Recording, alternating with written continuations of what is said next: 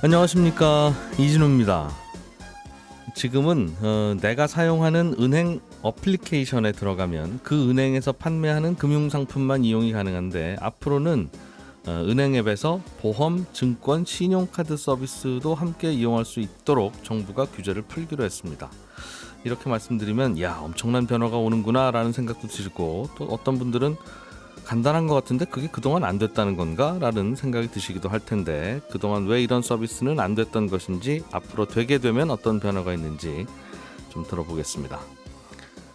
7월 말 기준으로 청약통장의 누적 가입자 숫자가 감소했습니다. 그러면서 집값이 꺾여서 그런 거다라는 보도들이 나오는데, 또 다른 해석도 있는 모양입니다. 이 얘기도 좀 들어보겠고요. 유럽의 천연가스 가격이 또 폭등했습니다. 이 소식도 전해드리겠습니다. 8월 24일 수요일 손에 잡히는 경제 바로 시작합니다.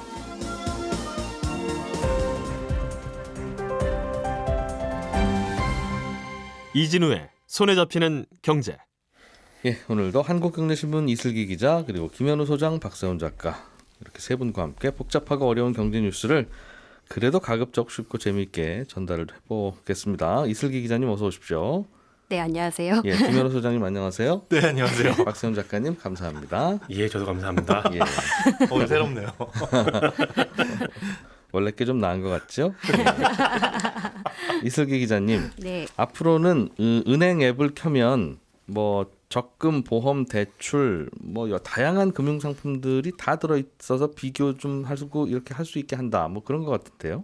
네, 맞습니다. 지금은 은행 어플을 키면은 그 은행에서 판매하는 상품만 비교를 할 수 있고 가입을 할 수 있지 않습니까? 예. 그런데 앞으로는 그 은행 어플을 키면은 예적금 상품뿐만 아니라 다른 이제 보험회사에서 파는 보험 상품, 아니면 대출 상품, 이런 걸 한꺼번에 비교할 수 있게 한다는 내용입니다. 예.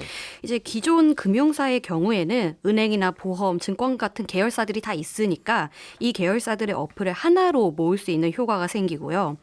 핀테크 기업 같은 경우에는 자사 어플에 다른 업체의 상품들을 여러 개 깔아놓을 수가 있게 됩니다. 대신 이제 이런 서비스를 정부도 이제 처음 해보는 거니까 일단은 혁신금융 서비스, 즉 샌드박스로 이 서비스를 지정을 해가지고 몇몇 업체에 이걸 풀어줘 보고 앞으로 추이를 봐서 괜찮을 것 같으면 더 열어주든 하자라는 겁니다. 한 곳에서 이것저것 비교하는 서비스는 그동안 다른 산업에서는 많았는데, 왜 금융업에서는 상품 비교해주는 서비스가 없었던 거예요? 금융 상품을 비교하는 서비스를 갖고서 정부가 뭐라고 했느냐면, 이거는 사실상 가입을 전제로 하고 있는 거다. 가입 권유. 그러니까 금융 상품을 가입시키는 업체들이 받는 규제를 받아야 한다고 봤습니다. 금융 상품을 가입시키는 업체가 따로 있어요? 또 이제 펀드 같은 경우에는 펀드 권유 가입자 이런 라이센스가 다 따로 있거든요. 그런 이제 라이센스를 다 받아야 된다라는 겁니다. 그런데 이제 문제는 그 규제들이 다 오프라인을 전제로 하고 있어서 핀테크 업체들이 나 정말 받고 싶어도 이거 받을 규제가 없었던 겁니다. 왜냐하면 이제 현행법 상으로는 어떤 상품의 고객을 가입시키려면은 첫 번째 정부의 승인을 받아서 상품을 직접 만들어 팔든지, 아니면 중개업자 등록을 해서 상품을 소개하고 가입을 시키든지 둘 중 하나를 했어야 합니다. 그런데 일단 핀테크 업체들의 경우에는 상품을 직접 만들어 파는 건 좀 어렵지 않습니까? 그거 하려고 핀테크 한 게 아니니까요. 그럼 이제 남은 거는 중개업자 등록을 하는 건데, 이제까지는 핀테크 업체가 딸 수 있는 중개업자 라이센스가 대출 분야 말고는 없었습니다. 아까 말씀드렸듯이 예를 들어서 펀드를 팔려면 투자권유 대행인이라고 이걸 등록을 해야 하는데 이거는 법인은 등록할 수가 없거든요. 개인만 등록이 가능한 라이센스입니다. 이런 식으로 보험같이 다른 분야들도 핀테크 업체가 중개 라이센스를 따기가 굉장히 좀 어려운 상황이었던 겁니다. 펀드는 증권사나 은행 가면 팔던데 라고 생각하면, 그 펀드를 팔 수 있는 자격을 가진 투자 권유 대행인을 고용을 한 건데, 은행이나 증권사가. 핀테크 업체들은 그걸 파는 당사자가 그 앱이니까 앱 보고 가서 자격증 따오라고 할 수가 없다는 거군요. 네, 그렇습니다. 직원이 따서 되는 건 아니고, 은행에서는 직원이 파니까 직원이 자격증 따면 되는데, 핀테크 업체는 휴대폰 안에 들어있는 앱이 파는 건데, 가서 너라도 가서 좀 따올래? 라고 얘기할 수가 없는 거니까. 그렇습니다. 그런 구조로. 그런데 무슨 앱에서 보험은 팔았던 것 같은데요, 그동안? 네, 예. 그렇습니다. 그래서 그동안 핀테크 업체들이 어떤 선택을 했느냐 하면은 우린 상품 링크만 걸어준 건데 중개한 게 아닌데 라고 하면서 정부 승인도 안 받고 중개업자 등록도 안 하고 예. 어플에서 상품을 추천을 해줬던 겁니다. 그런데 정부가 나중에 이걸 보니까 위험하다는 거죠. 왜냐하면 만약에 카카오가 팔았던 상품이 나중에 문제가 돼서 책임을 물어야 하게 되면 예. 이 상태로라면 카카오는 책임을 안 지게 돼 있습니다. 그렇겠죠. 네이버가 알려준 식당에 가서 배탈 났다고 네이버 책임은 아니니까. 네, 맞습니다. 예. 방금 말씀하신 것처럼 단순히 광고만 한 거지 이 뭐 상품을 만들어 판 거는 이제 보험사니까요. 네. 그런데 사실 카카오에서 보험을 가입한 사람들은 그냥 대부분 카카오에서 보험을 가입했다고 생각을 하지 예. 그 보험이 사실은 메리츠화재 건지 삼성화재 건지 자세히 들여다보지는 않습니다. 그래서 금융당국이 이건 좀 상황이 복잡해질 수가 있겠다 예. 해서 작년에 핀테크 업체들한테 일단 상품 추천을 중단시켰습니다. 그러면서 제도를 새로 마련하겠다라고 얘기를 했던 건데요. 네. 그렇게 해서 나온 게 이번 혁신금융 서비스 안인 겁니다. 그러면 어떻게 파는 거예요? 이제는 앞으로 어떤 안인 겁니까? 이제 제일 중요한 거는 상품이 문제가 되면은 네. 플랫폼 업체도 책임을 지게 된다는 게 가장 중요한 변화입니다. 팔 수도 있게 하고 예. 그 대신 책임도 져라. 예, 플랫폼 업체들이 만약에 어플에 예. 어떤 상품을 추천을 하면은 그거를 이제 그 사이트로 넘어가서 가입은 하게 되겠지만 그렇겠죠. 근데 판 예. 사람들도 이제 책임을 지게 된다. 플랫폼 업체들도 정식 기회를 주되 동시에 책임을 부여하는 방식으로 가고 있는 건데요. 네. 앞으로는 상품을 추천하는 과정에서 플랫폼의 과실 때문에 소비자 피해가 발생하면은 원칙적으로는 플랫폼 업자가 배상을 해야 합니다. 네. 뭐 예시가 뭐가 있냐면 우리가 첫 고객이면 이자 5% 드려요. 식의 광고를 저희가 자주 보지 않습니까? 네. 근데 보통은 모든 사람한테 5%를 적용하는 게 아닙니다. 뭐 신규 고객이나 카드 가입 고객이나 등등 뭐 여러 가지 조건이 뒤에 붙죠. 작은 글씨로. 예, 맞습니다. 예. 이런 식으로 소비자가 오해하게끔 과대 포장을 하고 그렇게 포장된 상품으로 소비자가 피해를 입으면 플랫폼 업자가 기본적으로 책임을 져야 한다는 겁니다. 다만 이제 피해를 본 소비자 입장에서는 나는 금융회사도 책임을 져야 한다고 생각해 네. 라고 하면은 금융회사에도 손해배상을 청구할 수가 있습니다. 아, 맞는 비유인지는 모르겠지만 포털에서 가르쳐준 식당에 가서 먹다가 불친절했거나 사고를 당하면 포털이 책임져라. 근데 그런 얘기네요, 기본적으로. 그걸 이제 과대하게 포장해하고 광고해서 그러니까요. 예, 그렇습니다. 근데 그건 그냥 링크만 걸어준 건데? 라고 하면 또 분쟁은 있을 수 있겠네요. 네, 그렇습니다. 어느 페이지에서 광고를 했느냐에 따라서 저는 식당 페이지로 넘어갔을 뿐입니다라고 하는 것과 알겠습니다. 어쨌든 그럼 그 접촉점에 대해서는 정리가 좀 된 것 같은데 앞으로는 그러면 모든 회사의 상품, 모든 상품이 다 어떤 하나의 앱에서 비교될 수 있게 된 건가요? 지금으로서는 그렇지가 않은데요. 네. 일단은 소비자들이 이해하기가 쉬운 상품들, 그래서 사고가 덜 날 것 같은 상품들부터 풀어줘 보자는 겁니다. 그런 상품에 포함이 되는 게 예금이랑 보험, P2P 상품 같은 건데요. 네. 다만 보험 중에서도 종신보험이나 변액보험, 외화보험 같이 조금 이제 구조가 복잡한 상품은 일단은 제외를 했고요. 펀드도 불안전 판매 이슈가 있을 수가 있으니까 일단은 제외가 됐습니다. 네. 금융당국은 이제 한 반년 정도의 추이를 지켜보고 더 대상을 넓힐 수가 있다고 언급한 상황입니다. 그렇군요. 지금까지 팔던 거 팔게 해준 거네요. 예금보험 P2P. 네. P2P가 안 위험한 건 아닌데 절대. 지금까지 그냥 놔뒀으니까 계속 팔게 한다. 네. 원칙이라는 건 항상 있는데 또 그동안 관행을 무시할 수도 없으니까 항상 이런 식으로 열심히 가고 있는 건지 쉽지는 않은 판단이네요. 예, 박 작가님, 네. 유럽의 천연가스 가격 또 네. 오르고 있다는 소식인데 그렇습니다. 사실은 유럽의 천연가스 가격과 우리나라 천연가스 가격은 전혀 다른 거죠. 다릅니다. 그러니 그냥 우리는 이거 왜 관심 가져야 되나 이런 생각도 들기는 드는데. 들긴 들지만 이 소식은 우리나라에 달러온 환율 그리고 우리나라 LNG 수입 가격에도 돌고 돌아서 영향을 주는 아주 중요한 뉴스입니다. 어제 그래요? 제가 달러원 환율이 오르는 이유 중에 하나가 예. 유로화가 약세가 되는 바람에 대체제인 달러를 찾는 수요가 늘었고 그게 돌고 돌아서 우리나라 환율에도 영향을 미치는 거다 이렇게 말씀을 드렸는데 유럽이 경기가 안 좋으니까 우리나라 환율이 오른다는 거죠? 그렇습니다. 예. 어제 예를 들었던 건 제가 독일이었고요. 근데 천연가스 가격이 오르는 것도 영향이 있거든요. 엊그저께 그 9월 인도분 가스 선물 가격이 장중에 1메가와트 시당 약 39만 원까지 올랐습니다. 이게 전 거래일보다는 20% 넘게 뛴 거고요. 평소에 전쟁 나기 전 요즘 이렇기 전에는 보통 얼마였어요? 1년 전에 대략 34,000원이었습니다. 1메가와트 시당 네. 가스가 네. 지금 얼마라고요? 39만 원입니다. 10배가 올랐네요. 10배가 오른 겁니다. 와. 그래도 최근에 왜 이렇게 올랐냐면 예. 계속 오르는 와중이긴 했었는데 잠깐 꺾이기도 했지만 러시아가 이달 말에 또 공급을 일시 중단하겠다고 유럽 국가들한테 통보를 했어요.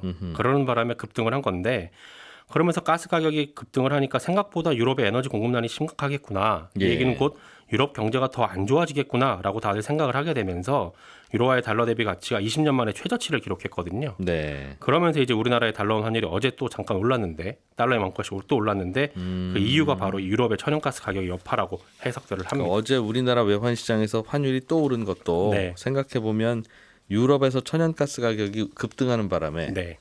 그럼 유럽 나라들이 어려워지겠구나. 그렇죠. 공장도 못 돌리고 네. 잘 돌아다니지도 못하고 네. 그러면 경제가 안 좋을 테니 유로화는 약세, 달러는 강세. 그렇습니다. 그래서 한국의 외환 시장에서도 달러가 강세. 네. 그렇게 됐다는 거죠. 돌고 돌아 그렇게 되는 겁니다. 그렇군요. 아무튼 유럽에서도 그래서 러시아가 자꾸 수도꼭지가 아니죠. 가스 밸브를 잠근다 하니까 네.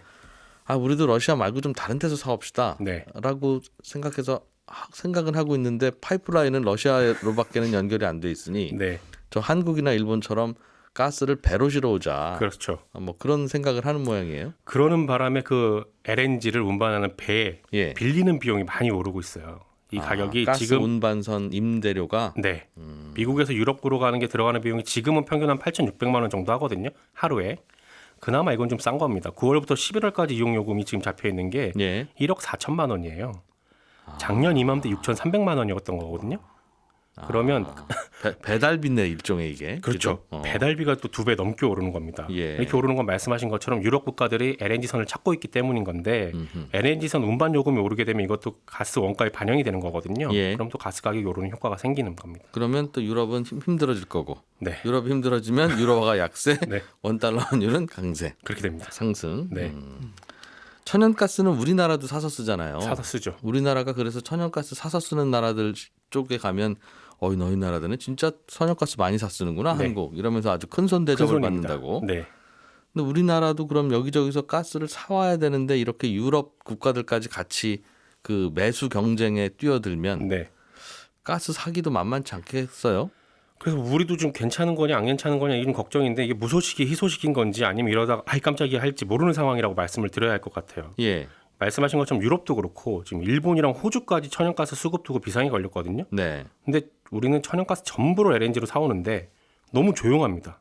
물론 우리나라는 80% 가까이를 장기 계약으로 공급을 받고 있기 때문에 예. 나머지만 현물 시장에서 구입을 하게 되거든요. 필요한 것만 그때그때. 네. 그래서 러시아 사태에 영향을 좀 덜 받는 측면은 있지만 네. 겨울철에는 난방용 가스 수요가 급증을 하기 때문에 현물 의존도가 다른 계절보다 높아지게 됩니다. 장기 계약으로 받는 거 말고도 더 사와야 된다는 거죠? 사와야 됩니다. 예. 근데 우리나라는 지금 아무런 영향이 없는 건지 아니면 정부가 대비를 잘 해놨으니까 걱정할 필요가 없는 건지 예. 이걸 지금 묻는 사람도 없고 설명하는 사람도 없습니다. 아하. 다만 며칠 전에 가스공사에서 낸 자료를 보면 하절기에 필요한 그러니까 여름에 필요한 양보다는 더 많은 양을 쟁여두고 있는 걸 확인이 됐는데 네. 올 겨울에 가스 공급을 하는데 필요한 양은 얼마나 되는지 필요한 양 대비 어느 정도로 지금 가지고 있는지 필요한 현물은 얼마나인지를 공개를 안 하고 있어서 알 수가 없습니다. 그러면 대한민국도 올겨울 큰일 나는 건지. 네. 아이 별일 없어요. 왜 이렇게 호들갑이세요? 인지를 그렇습니다. 알 수가 없다 우리는. 없습니다. 물어봐도 돌아오는 공식적인 답변은 이겁니다. 제가 그대로 말씀드릴게요. 예. 구체적인 시기 등 필요 물량 확보 계획은 국제 가스 가격에 영향을 미치는 주요 요인이므로 공개할 수 없음을 양해해 주시기 바랍니다.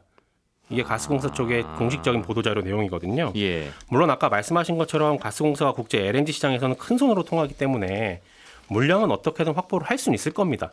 근데 다만 현물 시장 가격이 제가 앞서 말씀드렸듯이 작년보다 아주 많이 오른 상황이기 때문에 예. 정말 확보가 가능한지 확보가 가능하다면 얼마에 가져오게 되는지 왜냐하면 비싸게 가져오면 그게 또 전기요금 인상으로 이어질 수가 있거든요. 네. 그러니까 얼마에 가져올 예정인지가 미리미리 좀 나와 있어야 저희가 걱정을 하든지 아니면 좀 안심을 하든지 할 수 있을 것 같은데 이건 제 취재 범위를 넘는 일이라서 여기까지만 말씀을 드리겠습니다. 그 대한민국이 가스 많이 사야 되는 나라인데 네. 저 나라가 지금 굉장히 초조한지 네. 그냥 마음 편한지에 따라서 가스 파는 나라도 자세를 바꾼다. 네. 그러니 우리는 속으로 초조해도 아무렇지도 않은 집 가서 가스 있어요? 네. 이렇게 편안하게 물어봐야 되고 그래야 되는데 지금 박세훈 작가님이 가스 얼마나 남았습니까? 우리 큰일 났습니까? 이렇게 물어보면 답을 못 한다는 거군요. 그렇죠. 이해는 합니다만. 그러게 별일 없었으면 좋겠는데. 네. 근데 이제 좀 돌아가는 상황이 예. 워낙 지금 현물 가격이 계속 오르다 보니까 우리나라만 가스 잘 구할 리는 없잖아요. 그렇습니다. 유럽도 가스 구하기 힘들다고 하니. 네. 알겠습니다. 또 그런 사연이. 김현우 소장님, 네. 청약통장 가입자 숫자가 누적으로 몇 명이다, 지금은 몇 명이다 이게 있을 텐데 네네. 이게 줄어든 모양이에요. 그렇습니다. 우리나라에서 새로 지어지는 아파트를 분양받으려면 아주 극히 일부의 경우를 제외하고는 이 청약통장이라는 게 꼭 필요한데 그렇죠. 뭐 청약통장에 따라서 청약을 할 수 있는 대상 아파트가 다르기는 하지만 어쨌든 청약을 넣을 목적이라면 아파트를 분양받을 때까지는 갖고 있어야 되죠. 네. 그렇다고 따지면 이 늘어나는 가입자보다 분양되는 아파트 수가 더 많지 않고서야 일반적으로는 누적 가입자 수는 계속 쌓이고 늘어나야 되는데 7월 말 지난달 말 기준으로 보니까 청약통장의 누적 가입자 수가 처음으로 줄어들었더라. 네. 그러다 보니까 이에 대한 여러 가지 해석들이 현재 나오고 있습니다. 그동안 청약통장 가입자 수는 우리나라 인구 늘어나듯이 계속 늘어났었는데 그렇죠. 작년부터는 줄고 있다. 지난달 말 지난달 말에 보니까 줄어들었다. 사상 줄었네? 처음으로 단군 이래 처음으로 줄어들었다. 왜 그럴까 예. 궁금하다는 거죠. 그렇죠. 어떤 해석이 나옵니까? 이 기사들을 보면 주로 자극적인 제목들이 많습니다. 뭐 청약 열기가 식었다, 분양 시장이 얼어붙었다, 뭐 집값 하락의 신호탄이다, 혹은 뭐 청약 통장 이자가 너무 낮기 때문이다, 뭐 여러 가지 내용들이 나오는데 예. 들여다보면은 이런 이유들만이라고 보기에는 좀 근거가 빈약해요. 저는 청약통장의 이자가 너무 낮기 때문은 아닌 것 같습니다. 이자 받으려고 그쵸. 청약통장 가입하는 게 아니었잖아요. 네. 물론 이자를 적게 주면 좀 좋지는 않습니다. 기분이 안 좋으나. 기분은 안 좋지만 예. 그것 때문에 깰 통장은 아니거든요. 주목적이 저축은 아니니까. 그리고 이제 청약이라는 제도가 뭐 불필요하다거나 아니면 불리해진 특별한 계기가 있었던 것도 아니고요. 그리고 뭐 말씀하신 대로 청약통장 이자가 낮아진 게 어제 오늘 일도 아니고 이미 2016년에 낮아져서 지금까지 유지가 된 건데 요거는 7월 15일 박세훈 작가가 방송한 내용도 있습니다. 다시 듣기 하시면은 자세한 내용 들으실 수 있고.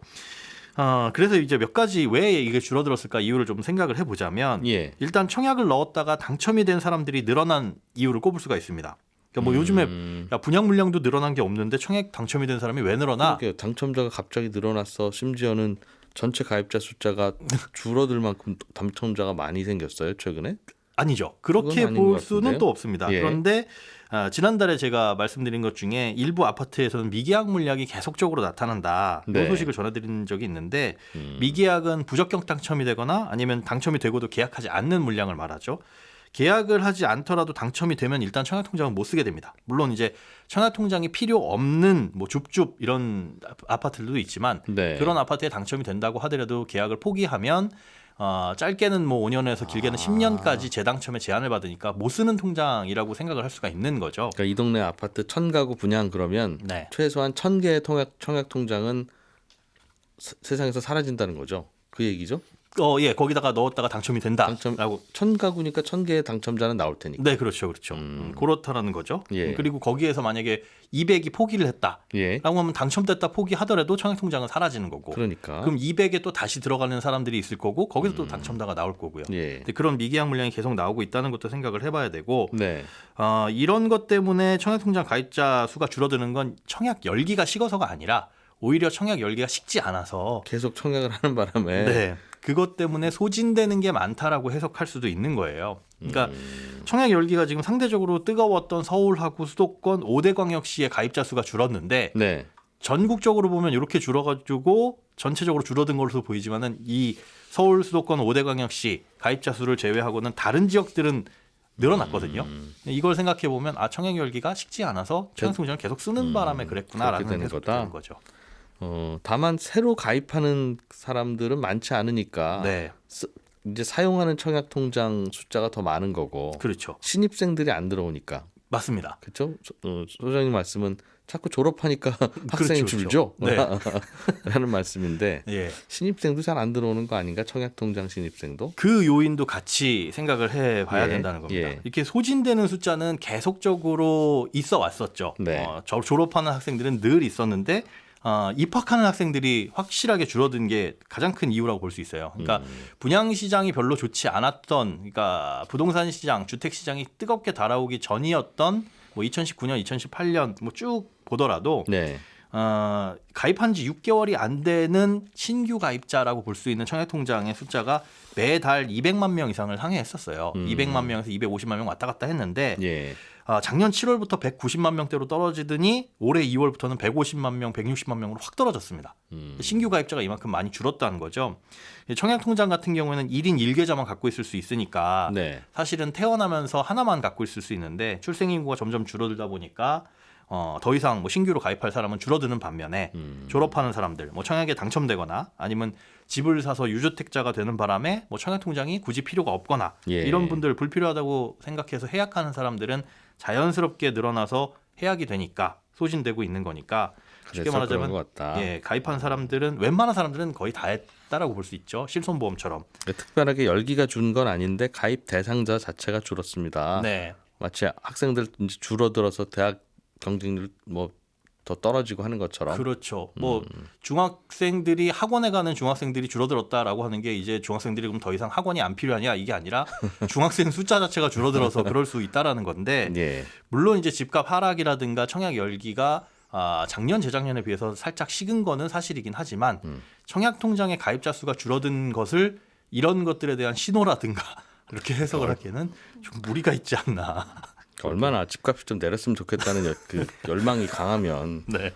뭐라도 갖고 와서 집값 내리는 신호로 해석하고 싶겠어요. 그러니까요. 좀 내릴 건 좀 내립시다. 그랬으면 그건 그렇고. 좋겠습니다. 네. 청약 통장은 몇 살부터 가입할 수 있죠? 태어나면서부터 지금은 바로 가입이 가능합니다. 하지만 예. 쓸모가 없을 뿐입니다. 그러니까 청약통장이라는 건 가입을 하고 나서 예. 오랜 기간 유지를 하거나 아니면 오래 많은 돈을 납입하거나인데 네. 그 유지 기간을 인정하는 것과 그다음에 납입 금액을 인정하는 게 만 19세부터예요. 물론 19세 이전에 낸 거는 최대 2년까지 추가로 인정을 해주긴 하지만 그렇게 따지면 태어나면서부터 가입을 해도 네. 19살까지는 2년만 추가 인정이 되는 겁니다. 그럼 만 17세가 되는 날 가입하면 그게 가장 좋죠. 충분한 거다는 거죠. 네, 더 이상 가입 기간을 늘릴 방법은 없는. 없습니다. 그 전에는 뭐 가입을 해봐야 사실 카운팅도 안 되는 거고. 만 17세. 네, 그때만 기억해 두시면 됩니다. 그러나 또 법이 바뀌어서 19살 이전에는 3년까지는 봐준다 뭐 이런 식으로 하면 아이고 16살에 가입할 걸 이제 이렇게 되는 때가 올 수도 있잖아요. 그럴 수도 있습니다. 그리고 지금은 납입 금액을 최대 월 10만 원까지만 인정을 해주는데 예. 이게 또 법이 바뀌어서 최대 20만 원까지 인정을 해주겠습니다라고 한다면 그럼 법 바뀌기 이전 거의 금액도 많이 부은 분은 유리해질 수도 있다는 거죠. 소급해준다면 그럴 수도 있기 때문에 이게 지금 기준으로 봤을 때는 17세 월 10만 원이 공식이지만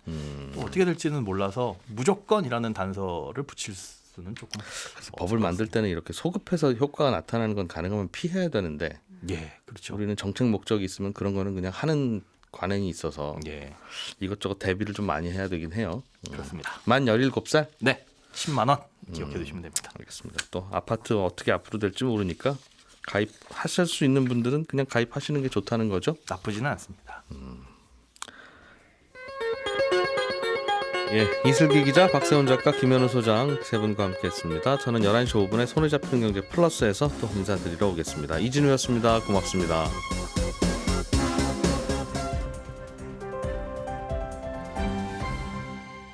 경제를 생각하는 사람들의 즐거운 습관. 이진우의 손에 잡히는 경제.